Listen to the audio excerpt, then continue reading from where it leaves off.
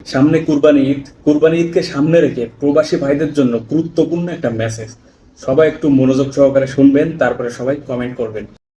প্রবাসীরা অনেকে একটা কাজ করে, বিশেষ করে মিডিল ইস্টে যারা থাকে, অনেক প্রবাসীরা কোরবানি ঈদের দিন নিজেরা একটা ছাগল জবাই করে। তো রুমে 5 জন থাকে, এখন 5 জন মিলে একটা ছাগল জবাই করলে ওই ছাগলের টাকা তারা ভাগ করে।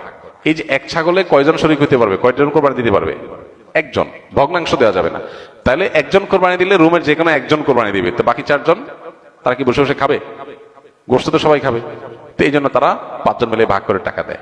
এখানে কারোরই আসলে কোরবানি হবে না, জবাই করা হবে, পশুর গোস্ত খাওয়া হালাল হবে, কিন্তু কোরবানি হবে না।